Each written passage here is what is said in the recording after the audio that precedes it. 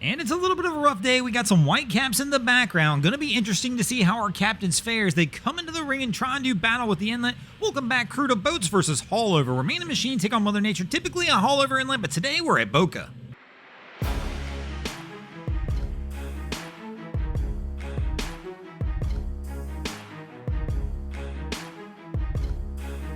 This, of course, will bring us to the first round of our 5-round contest. And here in the first round, the Boats are going to toss a Boston Whaler in the ring to see if they can go ahead and get on the board early, but it's going to be a fun one as Boca's barking out there a little bit. There's some white caps and the waves are rolling in, and our Whaler crews decided they're going to roll with some girls in the bow, and they wind up drenched.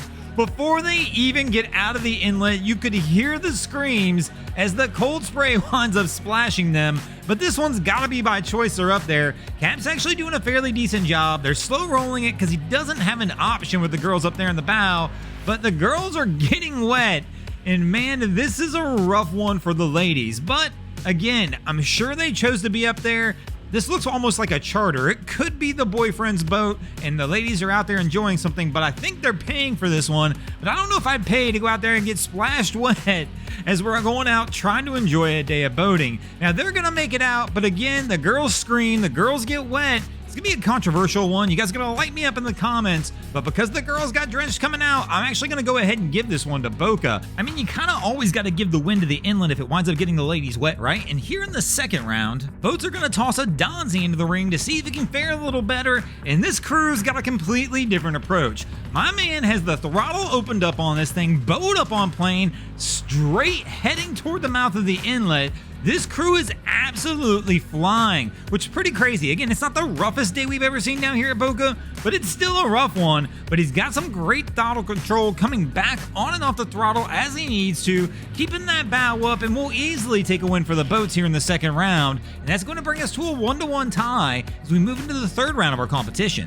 And here in the third round, we're actually going to feature 2 vessels, as it's going to be a Midnight Express and a jet ski, but the jet ski is going to be the primary focus. Here we see our crew on the Midnight Express working their way back out the mouth of Boca, but they're kind of scrambling back toward the mouth of the inlet because they're actually coming out here to try and rescue another vessel. Here off in the distance, just to the port side of the boat, you're going to see a jet ski that is flipped over with a couple absolutely struggling to try and get this thing righted. So much so, this boat scrambled back out and the crew is bailing overboard off the boat to try and get the vessel flipped back over so this couple can get back underway and back into the mouth of Boca Inlet. And this is how it's done, guys. If you ever find yourself in a situation where you need to roll a ski, get that weight up there, grab one of the other ends, and just roll it over with your body weight is one of the easiest ways to possibly do it. There's actually no reason the Midnight Express really needed to have to go back out there to get in the water, because all we've done at this point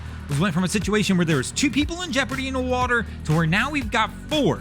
Now, fortunately for this crew, they did come back and help him because I got a feeling they weren't getting anywhere on getting that thing rolled back over.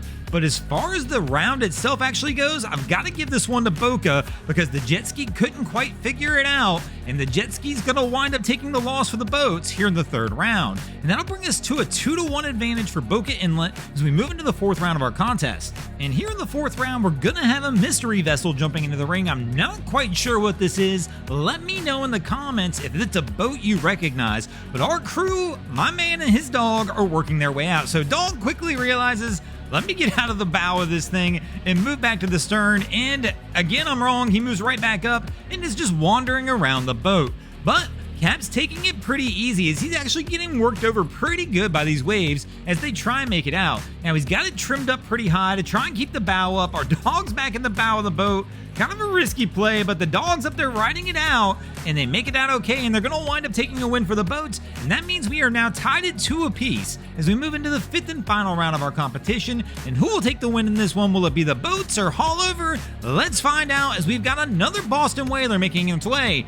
Now this one's interesting. We're at Boca. We got a blue top on a little whaler. Is it the blue top legend? But no, it is not. And for a minute, I had to do a double take to make sure it wasn't the blue top boat.